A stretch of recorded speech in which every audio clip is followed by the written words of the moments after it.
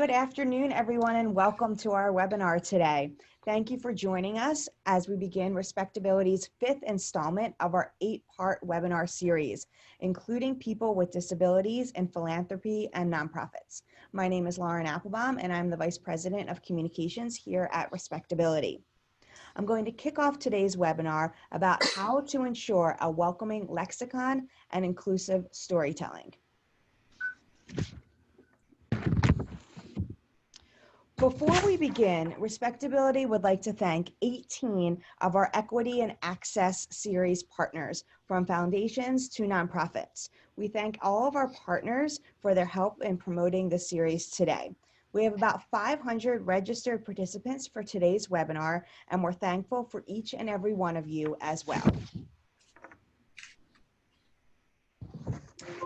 So, why are we doing this? We know that organizations are at their best when they welcome, respect, and include people of all backgrounds. This, of course, includes people with disabilities.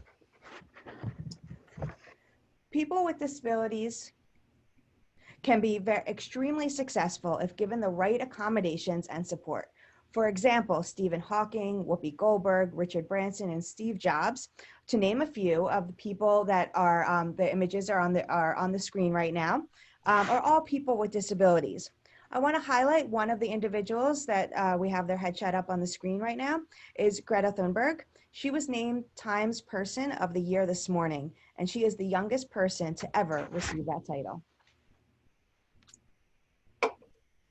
61 million people in the United States have a disability, which comes out to be roughly 1 in 5 Americans. And so this is the largest marginalized group within the United States. People with disabilities want to work, succeed, and reach their full potential just like anyone else.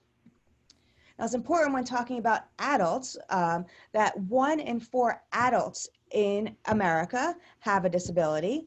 And that is especially important as people with disability age, that they have the proper supports and services in place to live and thrive. Disabilities, we're going to be talking a little bit about language later. Our speakers are going to go into much more detail on this, but disabilities can be temporary. You can break your leg, or it can be permanent. They can be visible or non-visible. They can happen from birth, or they can be acquired later in life. So now I'm going to introduce our fabulous speakers. I am so excited to have 2 really amazing experts joining us today. And I'm going to first tell you a little bit about Kristin Gilger. She is the director of the National Center on Disability and Journalism and the Associate Dean at the Walter Cronkite School of Journalism and Mass Communication. She helped bring the National Center on Disability and Journalism to the Cronkite School and provides administrative oversight for the organization. As an Associate Dean, she directs the school's 50-plus part-time faculty members and oversees the school's professional programs. She also serves as the executive editor of the National News 21 program, headquartered at the Cronkite School. She was the director of student media at ASU from 2002 to 2007 and spent 21 years in various reporting and editing roles at newspapers across the country. She regularly conducts trainings at newspapers and for newspaper associations nationally and internationally. I'll introduce Dr. Donna Walton in a little bit, but first I'm going to pass it over to Kristin. Hello. So first I want to apologize that I'm fighting a cold here, so I might sound just a little bit froggy. But to follow up on what Lauren said, you know, first thing you have to ask yourself is, what is a disability? And just real quickly, next slide, Lauren. You know, the government defines it in this way, and I won't read it, but basically it's broad. And as Lauren said, it can be temporary. You know, you broke a leg, you're having trouble walking. It can be a permanent condition that involves anything ranging from being able to handle a manual task, hearing, speaking, breathing, learning, working, all covered by the ADA. Next slide, Lauren. So this kind of breaks down what the most common disabilities are. Ambulatory is the top one, and part of the reason for that is senior citizens. Many of us, probably all of us, will have some kind of disability as we age. Ambulatory may be one of them, and hearing also may be another. So you can kind of look through the list here to see what types of disabilities are most common. I think the almost 30% on cognitive is an interesting one. We don't think about that one very much. Next slide, Lauren. We'll kind of go through these quickly so we have plenty of time for questions. So getting into language, first of all, the National Center on Disability and Journalism, we try not to be the language police. We don't want people to be afraid of talking about, writing about, communicating about disability. So this is not like, oh, I got you, you did something wrong here. It's really our effort to try to make people more comfortable with language, and so that they're willing to use it and put stories out there. Our focus is particularly on journalism. But we have to start from the point of view that, it's not monolithic. And we don't want to, I think the most powerful way to think about this is we wouldn't say the Asians or the Jews or the African Americans as a monolithic group. So you wouldn't say the disabled in the same way. So we tend to encourage people to use disability more as an adjective than as a noun. That's not always the case, but it's sort of a good rule of thumb. Let's go to the next one. Basic rule number 2. People with disabilities do not want to be seen as lesser than other people. They have full and active lives, sometimes more full and more active than those who live without disabilities. And so there are some words that you want to avoid. Suffers is an easy one. Stricken is another good example. You're not suffering from cerebral palsy, you're living with it, or you have it as part of who you are, not as a condition that makes you less than somebody else. So there's some words that, I just said we don't want to be like, the language police, but there are a few words you probably really want to avoid, and suffering and stricken with are 2 of them. Go to the next one. So there's a whole complex discussion about people first language or not.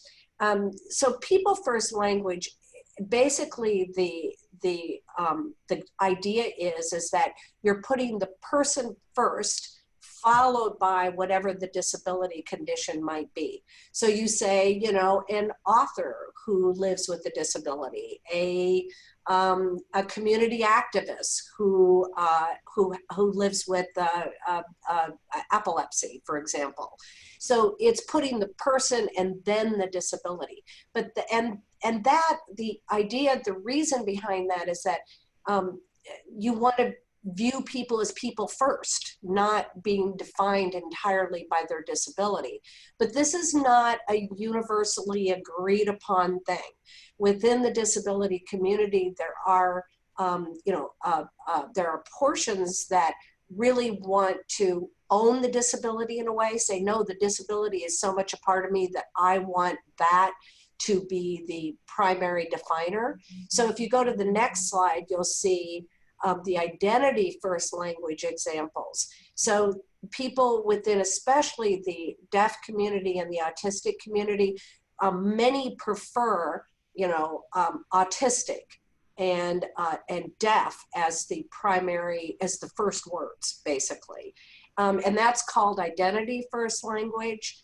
And so really what you come down to as a communicator of any kind is that you need to be conscious of how different communities like to be or prefer to be identified, and be conscious of that and respectful of that. And if you don't know, and we keep coming back to this all the time in our guide, if you're not sure, ask, how do you prefer to be identified? And go with that. as long as it's, clear and accurate. And that's the next slide, ask, ask, ask. We don't do that enough, and I think sometimes it's because we're afraid of asking. It's like, oh, do I want to really bring this up? Well, yes, you want to bring it up. It's respectful to bring it up. And as a communicator, you also want to be as accurate as possible. And this is a way to do that. So ask. Next slide, Lauren. So one of the things that we hear a lot about is, should I use the word disability or disabled at all? And in general, people within the disability community would say yes to that it's not a bad word, right? And that there are some words you want to avoid. Disability and disabled is generally not one of them. There are other terms that are applied that I still see, like special needs or differently abled. Generally, we would recommend against those terms and just go with disability or disabled. Next, Lauren. So I want to talk a little bit about some examples in our style book. So first I want to tell you about our style book. I think that's the next slide. Yeah, we have a disability language style guide that we have developed over a number of years. And we have it both on our website at ncdj.org.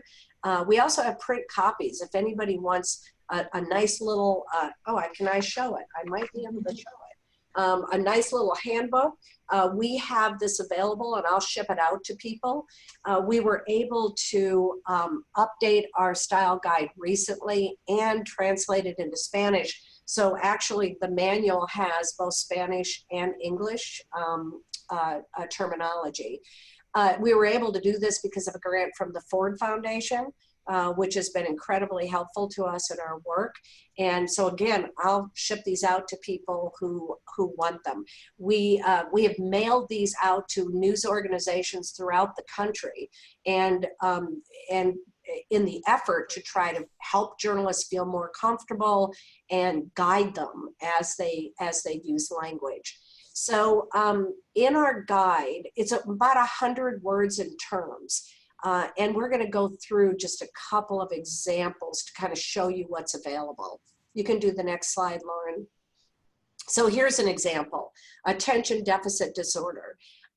So what we try to do first in the guide is to give some background, like, okay, what is this?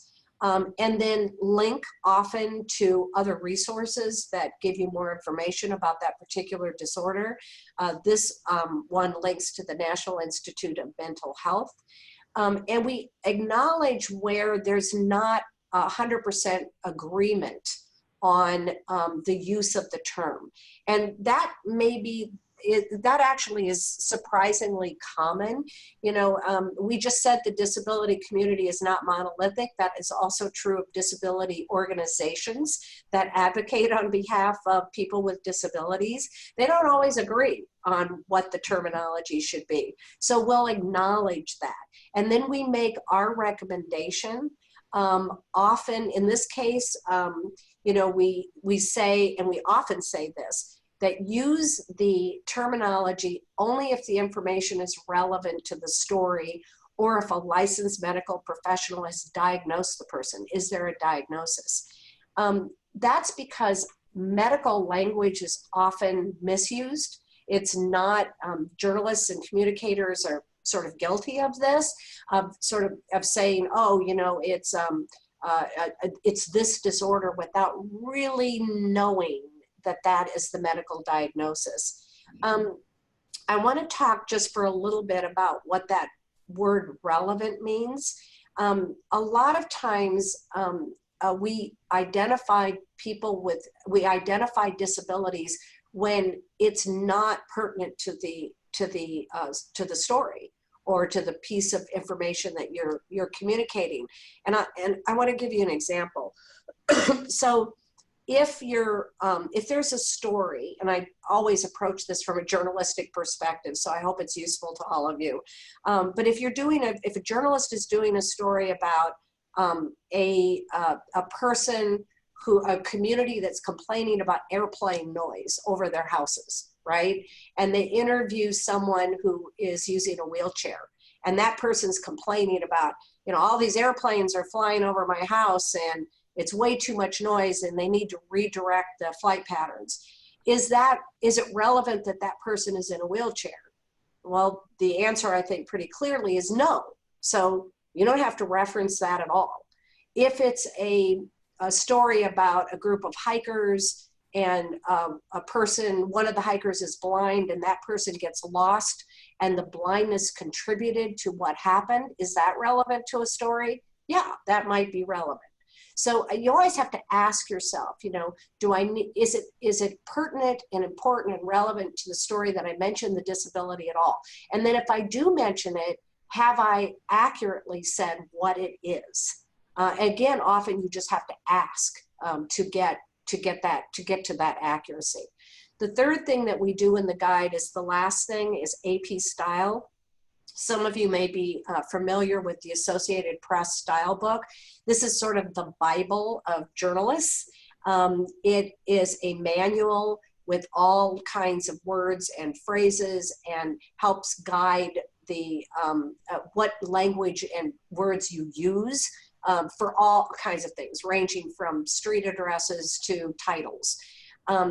One of the reasons we developed this style book is that the Associated Press style book really doesn't have very much on disability language. And so we always note in our entries whether or not AP style book addresses that issue at all.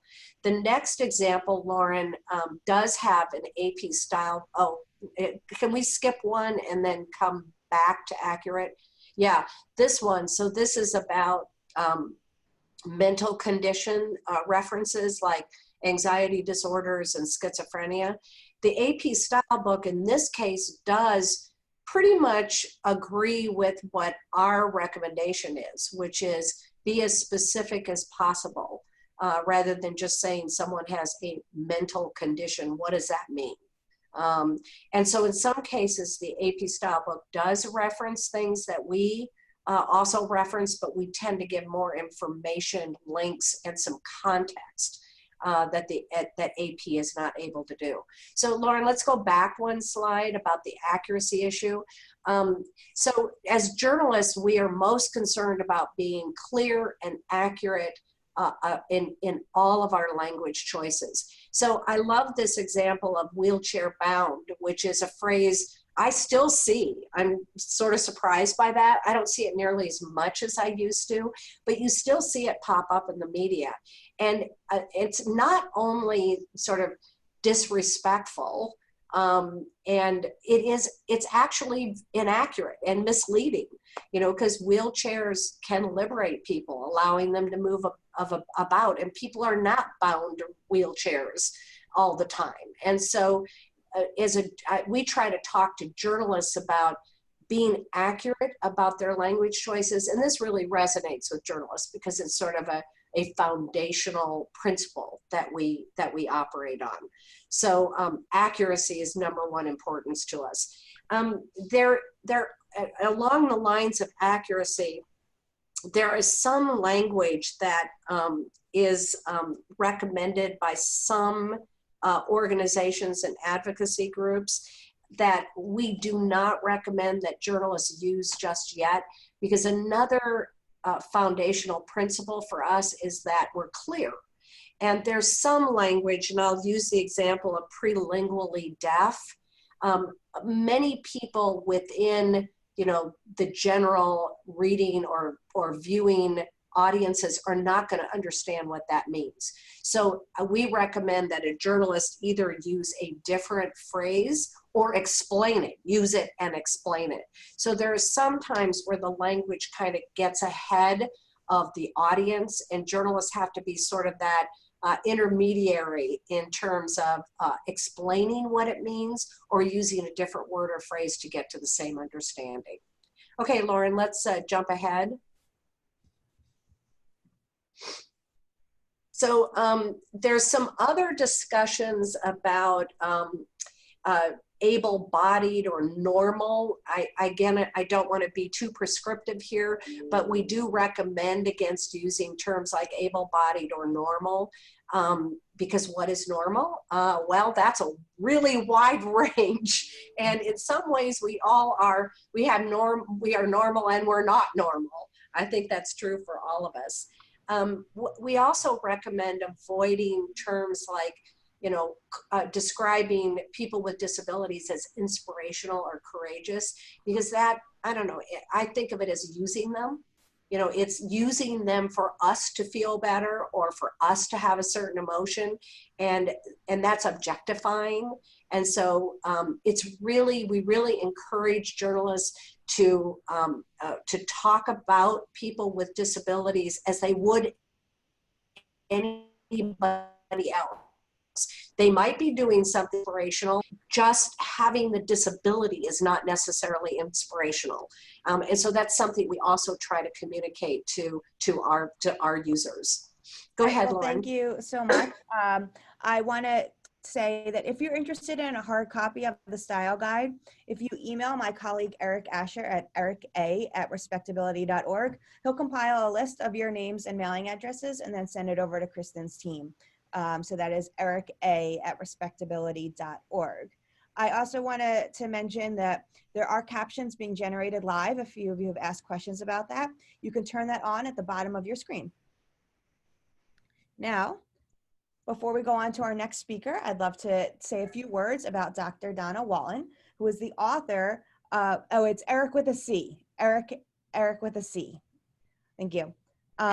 So Dr. Donna Walton is the author of a newly released book, Shattered Dreams, Broken Pieces, an eye-opening tale of reinvention that chronicles the decades that she spent working to rebuild her world through disasters, setbacks, trials, and tribulations after a dangerous form of bone cancer threatened both her life and then forced the amputation of her left leg above the knee.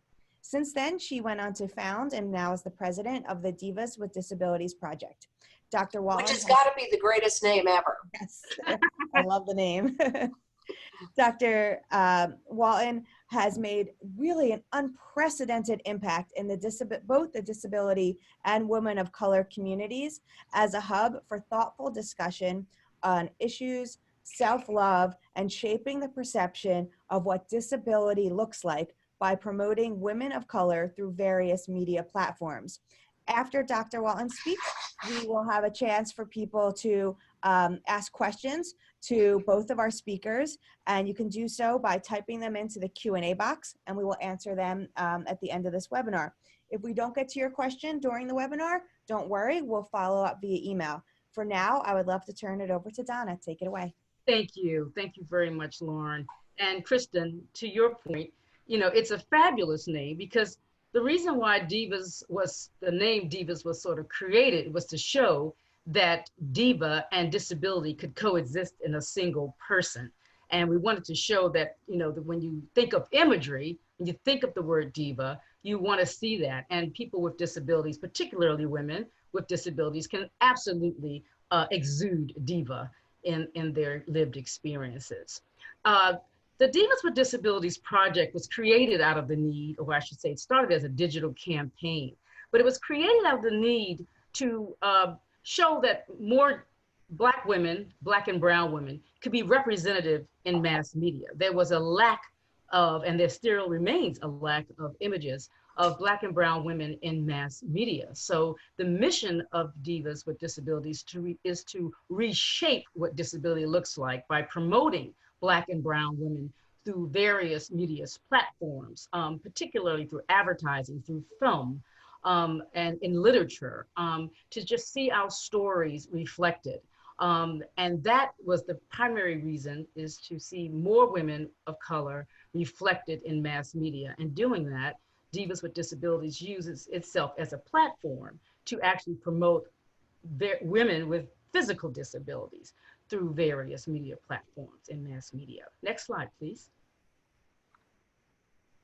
So Imagery tells a story, and the importance about Divas is that you don't necessarily combine the imagery of a person in a wheelchair with flying a plane, right? You may not see a woman who has cerebral palsy, for example, and she dances. You may not see a young woman with a wheelchair who, as you can see in this image here, uh, doing a wheelie, for example. And then you see rejoicing.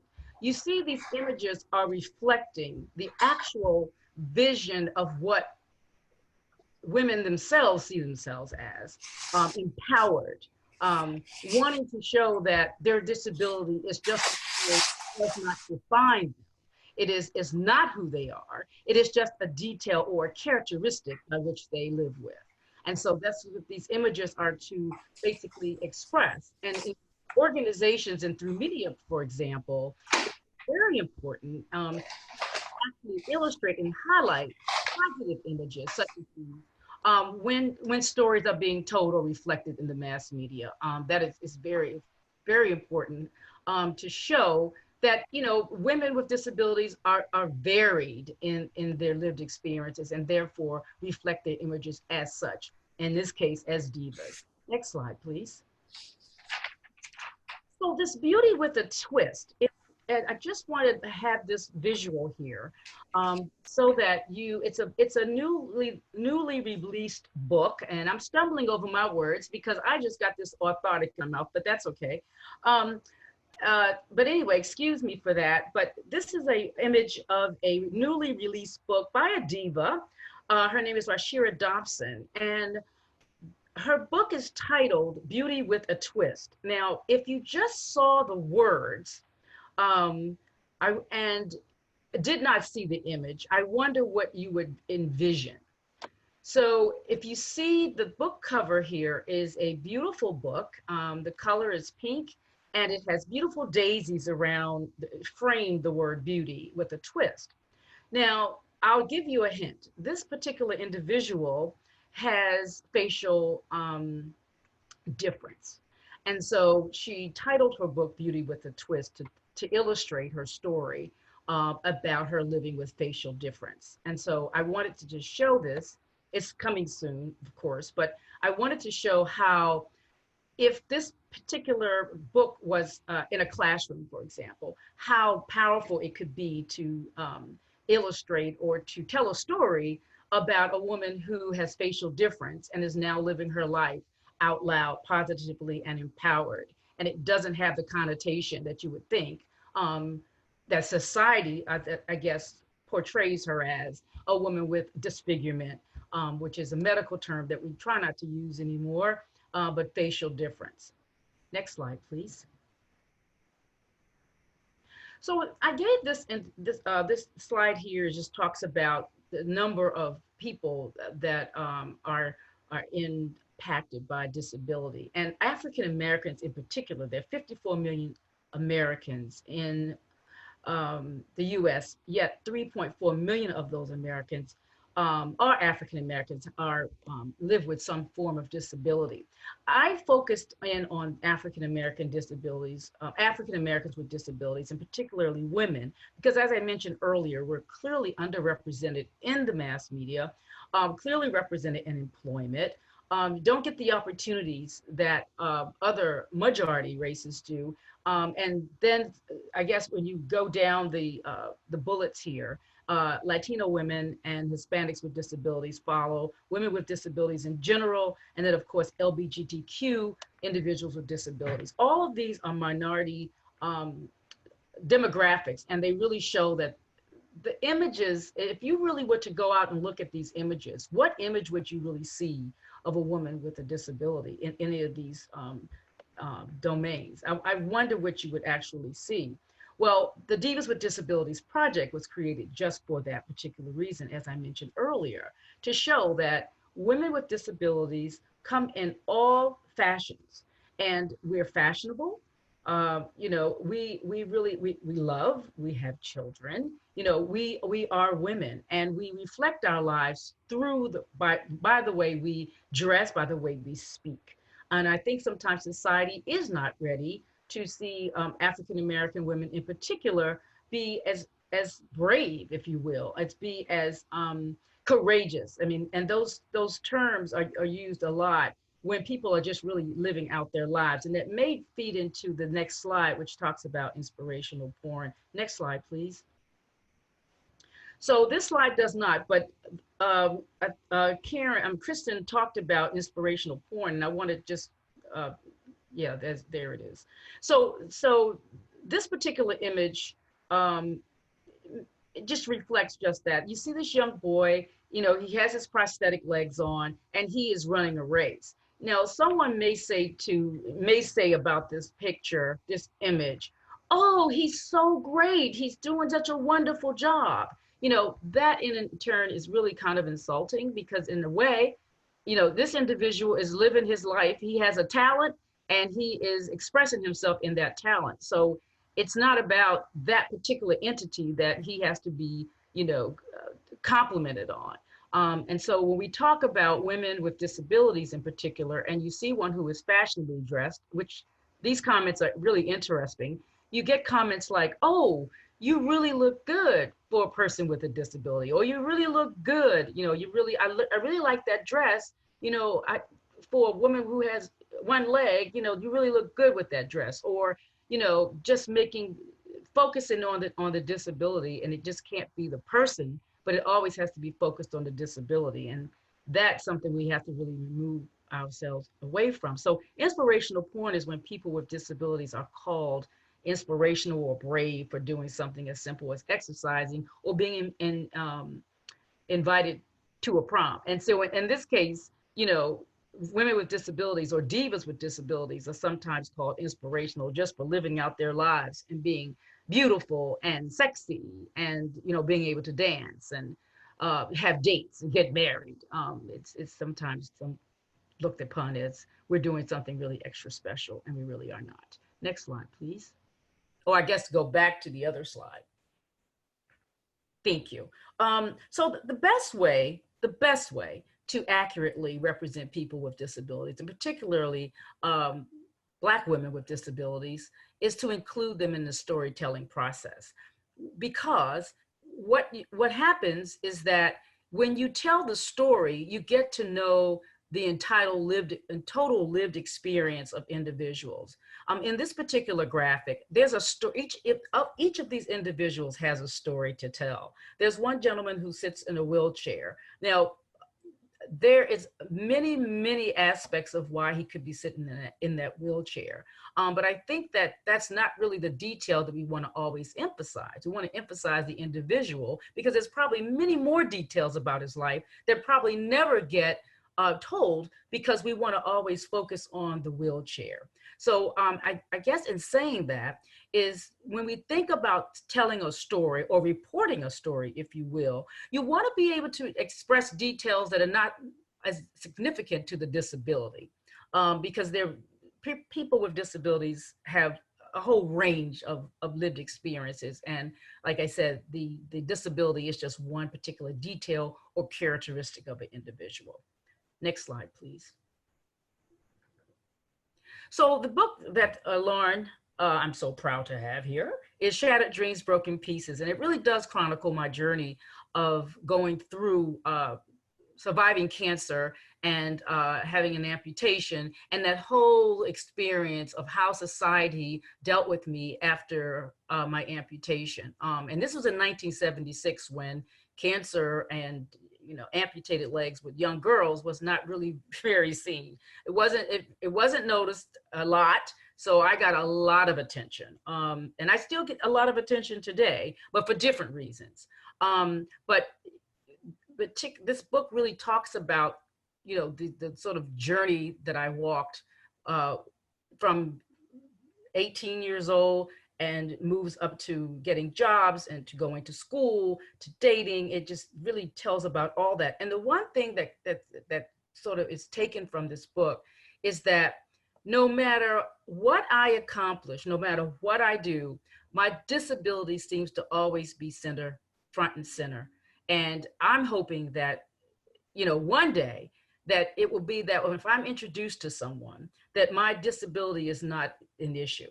The fact that I walk with a cane or walk with a limp may not always be the story that I don't have to always lead with that story. It could be that, it could be other details about my life that can be important. Next slide, please. Okay, so we've come to the end of my presentation. So basically, I just want to conclude that storytelling is extremely important in mass media, and the way we get those stories told is to basically identify individuals, any individual, and you'll be amazed what may emerge. And it could be a major surprise that the person does have an invisible disability that we sometimes don't even take into consideration. Well, thank you. Thank you very much, Donna, and thank you, Kristin. I'm going to now, I'm looking at the questions that have been submitted, some via the Zoom webinar chat and some via the Q&A. So a reminder, if you have a question that you'd like to ask, you can click on the Q&A button and type in your question, and we would be glad to get to that. So I have a question from Kate saying, this might be a basic question, but is whether someone has a disability defined by that person or by an objective definition. She is particularly wondering about mental illness. Either of you want to take that? Is my sound on, Lauren? Yes, you're unmuted now. Well, I mean, it's all about context.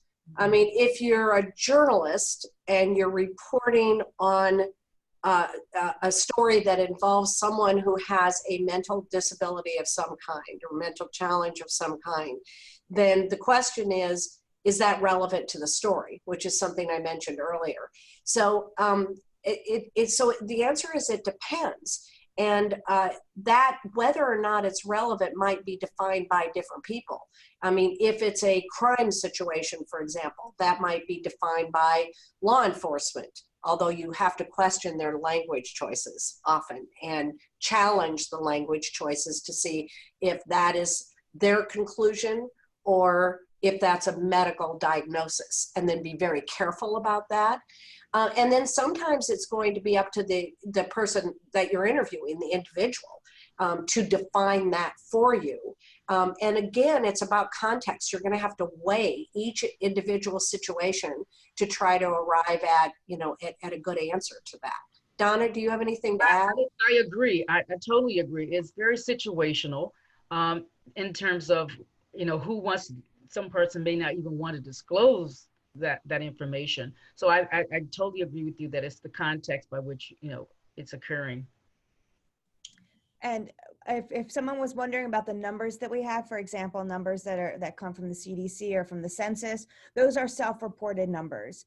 And there are individuals who will self-identify, or maybe not publicly, but identify as someone with depression or anxiety, for example, and may not even realize that that actually falls under the umbrella of disability. And that happens a lot. So whenever we ask questions, we always give a very short definition based on the Americans with Disabilities Act of what a disability is, to help individuals then be able to answer the question of if they self-identify as having a disability. Another question also from Kate is asking about how public schools still use the term special needs. Yes, it's actually a really good point about how language changes and evolves. Mm-hmm. So the language is changing all the time around disability. And that's actually a real challenge for us because, even in the 10 years we've been working on this guide, we've revised all kinds of things. Right. And so some of it is there are segments of our society that are not keeping up as much as you would like. Part of that, when it comes to government entities like public schools, is tied to law. Mm-hmm. So, there's certain legislation that refers to disabilities in certain ways that we still use. Handicap parking is an example of that. And so in the disability style guide, we say, well, the official word for this is handicap parking. So it's like the only time you want to use the word handicap, but it's in handicap parking. I wish that would change, but we are sort of, as communicators, also having to reflect what official references are. And so sometimes those kinds of phrases still are entering our language uses. Yeah, and it's going to be, and you're right, they're attached to laws in many cases, because I know when I was teaching school, I taught a classroom and it was mildly educable, mentally retarded. So we have moved clearly, we are definitely moving with language in terms of titles. And I work in the federal government as well, and some of our forms still have the word handicapped on them. So these terms, I think in defining the terms, in terms of, it's going to be in the home, like where these terms can be challenged. So say, for example, if kids are being called special needs at school, but when they go home, their parents and their families can redefine that for them. And, to go one step further, there is the official lexicon, but even within the school, you could talk to the school about how they're referring to it and refer to it differently when you're interacting with a child. For example, a quote unquote special needs child. And I think you're right. We can help change the language in our own use of it, even if we haven't yet affected the official language. Yeah, and that's a really good point. I have to piggyback on that, because I remember when I was going to the prosthetist, we had, getting adjustments to my leg. They would call my leg a stump. I clearly said, can we move from stump to residual limb? That helps me with a more positive identity. Right. My amputated leg. And going back to how language changes, special needs was seen as an advance in the way children were referred to. That was an advancement at the time. So we keep evolving. Yes.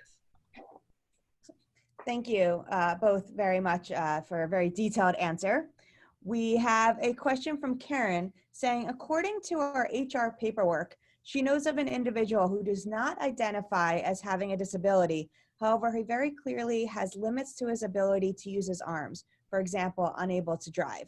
So she is concerned about asking questions. What do you suggest? Okay, I'm sorry, Kristin, you want to go, Donna. That is a very, very good question. From the standpoint of HR, okay, so the person has a visible disability, and so the employer, as much as they would want to evade that, cannot and should not even ask the question.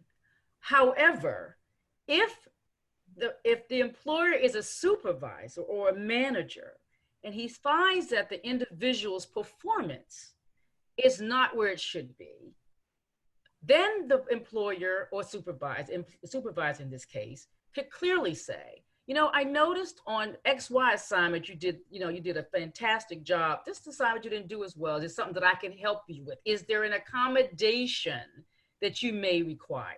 So it has to be pretty much tackled, if you will. And Kristin, you can add to it, tackled from the perspective or from the standpoint of an accommodation, but not from challenging, like, what's wrong with you? And do you need my help? Yeah, I was going to say the same thing. It doesn't have to be a formal disability acknowledgement. Right. It can simply be, is there something I can do to help you do your job better? And that's all it needs to be. The person doesn't have to say, oh, well, I have a disability. They could say, you know what, I really could use a different kind of workstation. That's right. We all do that. I have a workstation that I can lift, so I can stand up and work. And many of us are doing that for physical reasons. It's no different than that. And identity is a real touchy thing, because not everyone who has a disability, if you will, as we define it, identifies with that. I know that I incurred my disability later in life. There are some individuals who were born, have congenital disabilities. They do not see themselves with disabilities. Their families did not see them with disabilities. So therefore they don't use the term, and they stay away from the term. I know that we talked about how, differently abled and physically challenged and all these great words that have come about.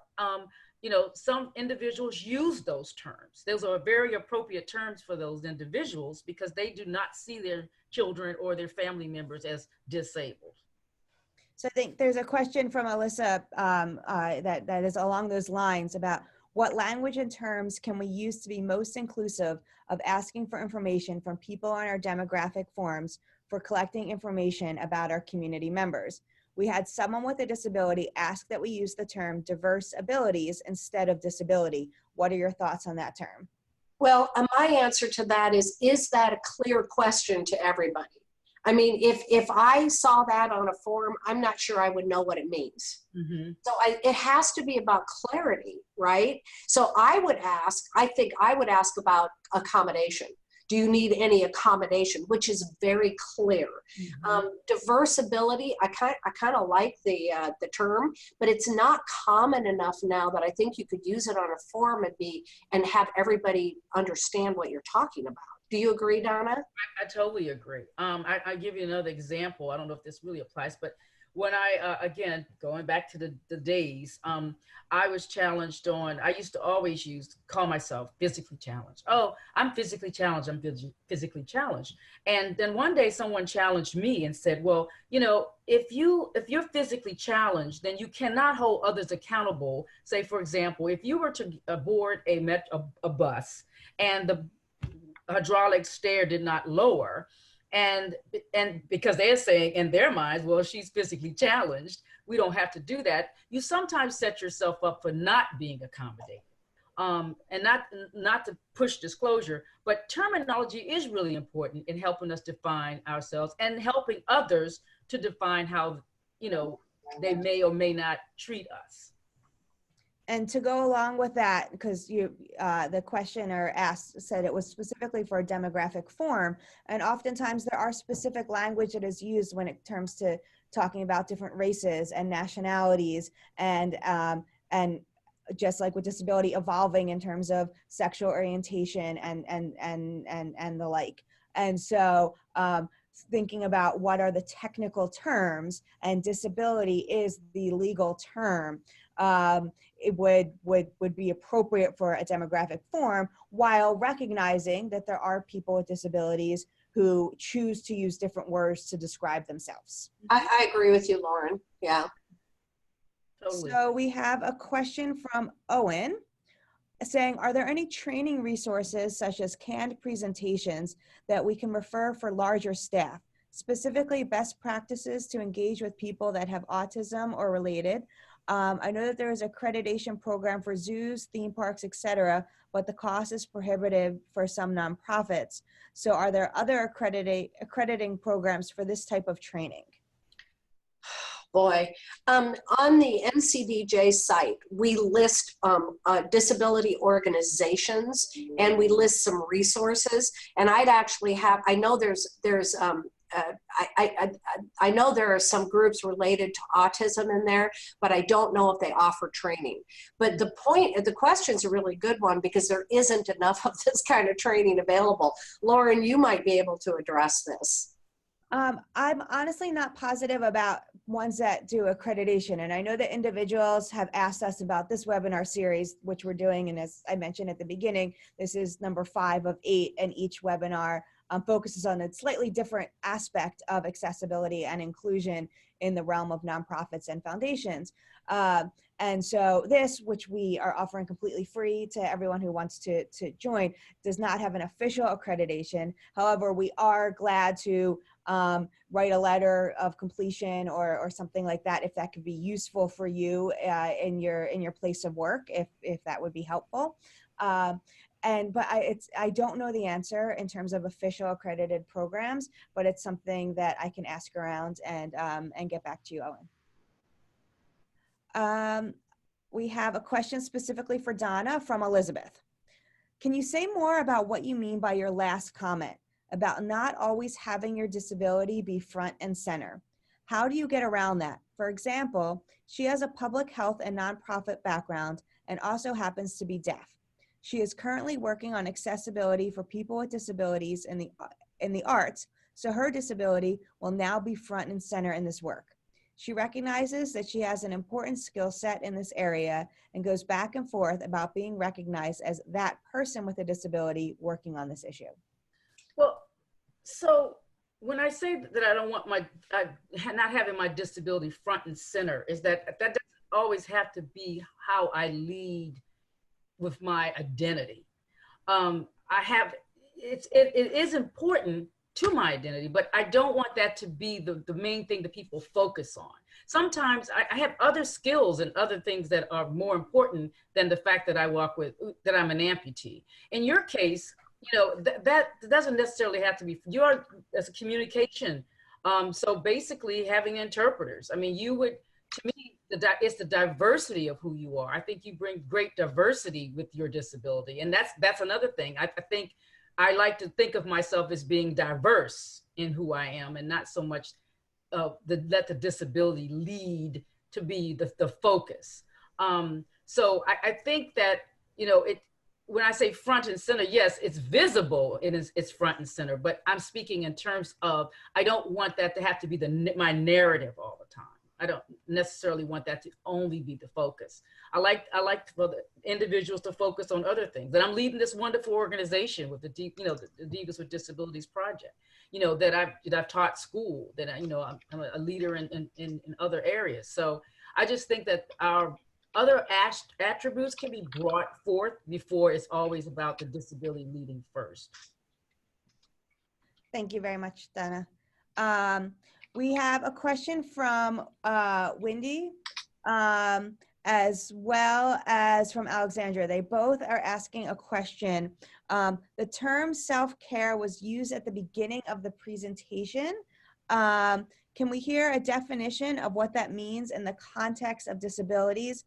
How do you define self-care, for example, versus independent living? And this was about the statistics displayed at the beginning. Alexandra talks about training her staff on inclusive service delivery last month and used CDC stats for her city, but wondered how they were defining the two different labels because it was not clear to her. Boy, it's a good question. And I was looking through the style book as I saw that question, and we don't have it in here. So I am making a note that we need to add self-care versus independent living and try to answer that question. Thank you. And actually that brings up another point. If people who use the guide see things that we haven't addressed, we will get on it and add to the resources. Great. I think that's one of the things that I love about the style guide as a resource, because it is something that their team is constantly updating as language changes and as people have questions where it realized it wasn't included. We will make sure to get that more fleshed out and back to you. And if the person who asked that question has some thoughts on it, I'd love to hear them. Yes. And any questions or any follow-up, you can send to my colleague, Eric, as I mentioned, Eric with a C-A at respectability.org, and he will make sure that your question gets to the appropriate person. I have another question from Susan, also for Dr. Walton. She appreciates you talking about women of color with disabilities. Do Black and brown women with disabilities face particular or unique obstacles? She has heard folks speak about this for disabled Asian women and how they can feel excluded from the mainstream and predominantly white disability community. She also has heard from deaf colleagues about the scarcity of finding ASL interpreters who are Black. Absolutely. The barriers and the challenges are greater and in many aspects. So I'll use it in employment, for example. Typically, or in most cases, well, I'll use this researcher who wrote on, her name is Ed.D. and she talked about the intersectionality of being Black, female, and disabled. And those three triple threats, if you will, of being marginalized on those three identities, always, and you never know which one is operating, but they always create certain barriers. So when you go to a job interview, for example, and you're totally qualified, you're totally qualified as a Black woman, a woman of color. You walk from that and you don't get that job. You walk out of that room and you never know which of those identities that you're marginalized on and didn't get that job. Was it because you were female? Was it because you were Black? Or was it because of your disability? And so, you're always kind of constantly, because there's so much racism, and there's so much classism, and there's so much, the isms are just more pervasive among women of color than they are of other groups. And so, yes, the barriers, they exist. And that's one of the reasons for the Divas with Disabilities Project exists, to somewhat help move some of those barriers, so to show that there is a population of women who are ready and able, if you will, and that we can sort of debunk some of the myths and stereotypes that may be existing out there. And Elizabeth mentions that she would love to see a webinar on intersectionality issues, particularly as it relates to disability and people of color. So that's something that this series we're doing is very much on accessibility, but intersectionality is something that to us as an organization, and Donna has served as both on our board and now as an advisor to us, is important. And the Divas with Disabilities Project offers, are they monthly calls? They're monthly conference calls that you can certainly join in, and we have that topic regularly. So Lauren can make sure you get the information about that. And those calls are free, correct? And those calls are free. Wonderful. All right, we have a few other questions. Now this was already addressed, but I figure it was asked, so someone may have joined late or not heard. So I'll give you the opportunity, both Donna and Kristin, to kind of to address this about specifically how to educate others on how terms affect people with disabilities in terms of what we hear, how that really affects individuals, and also if you want to bring it back around to your thoughts on the terms. I know you already mentioned, Kristin, but if you want to bring again thoughts on the terms special needs in a recap and wheelchair bound. That's a really good question, and I don't know that we've really answered it. It's how to educate people, and there are different ways of doing that. From a communications point of view, from a journalism point of view, where we can do that by using and modeling language, right, and explaining language. But in a one-on-one, in an interpersonal situation, or a one-to-many personal situation, I think it really has to do with asking what is the appropriate term, and acknowledging what you know and you don't know, and being open to being corrected. And I think with people with disabilities, and I know many like this who speak up, who advocate, for changes in how people are using language or depicting people with disability. And those can be, they don't have to be like terrible conversations. These can be very friendly and helpful conversations. And I know that I appreciate it when someone corrects me in a nice way and says, you should really think about asking it this way, or have you thought about this, or, there's a different term I really prefer. And I think what holds us back is that we're afraid to have those conversations. And so if we can just get over that and look at the person as a person and have the conversation like you would about anything that isn't significant in their lives, then that's a big step that we can take. I'm not sure that answers the question, but I think we have to open ourselves up and we have to advocate in a nice way. And that's a very good point. We do. Another point, however, I think sort of adds to that, and until there is just a sort of infusion of people with disabilities in our communities, in the grocery store, at the movie. I mean, when we truly have fully access, and it's a common thing, if you will, to see a person with a disability, various disabilities. I think that's when language will absolutely become more relaxed, because you'll be encountering individuals all the time. It just won't be like, oh, there's a person using a wheelchair. What do I do? Yeah, and Donna, that's true with any kind of diversity, right? Same thing. Same thing. So we had promised that this webinar would only last an hour, and I know that everyone has very busy days. If you have additional questions, as I mentioned, please reach out to us. We will answer them. We will loop in Donna and Kristin for answers as well. We do not see this webinar as a one and done. We are here to continue the conversation with you. We hope that you will join us for our upcoming webinars. We are taking a break until January. The Second week of January, we will have 2 webinars that week, back to back. The first is on how to ensure accessible websites, social media, and inclusive photos. And that will be on a Tuesday. And that Thursday, we're going to have a premium skills workshop in social media accessibility. So this one on Tuesday is really for everyone within a nonprofit or foundation, where will kind of be bigger picture. And then the one on Thursday is really for folks in your organization that are the ones who actually create the social media posts, publish things to YouTube and Vimeo, because we'll do a really great how-to and give opportunities for people to try, as they're doing, to have examples to do their own and work with them, and to really make sure that you learn the skills, because all of these all the tips, most of them are completely free to do, and we want to make sure that people actually have the opportunity to learn them as well. And then we will end the series with our legal aspect. I know less interesting to some, but very important to all, is on January 15th will be how to ensure legal rights and compliance obligations, exploring the rights of employees and participants and the obligations of nonprofit organizations under the law.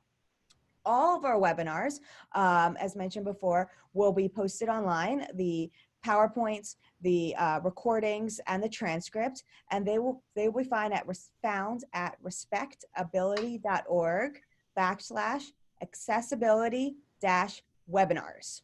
And you can find that for everything, and we will send out an email with this information as well. And we are very, very thankful to all of you. The reason that we started doing this was because of a study and if you're interested in learning more about the study, that is at respectability.org/inclusive-philanthropy, where we really got a chance to learn what it is from all of you who are participating, what it is that you wanted to learn from us. And we very much thank you, and hope everyone has a great day. Thank you. Thank you for sticking with us, and thank you, Lauren. Thank you. Thank you. Thank you so much to our speakers today.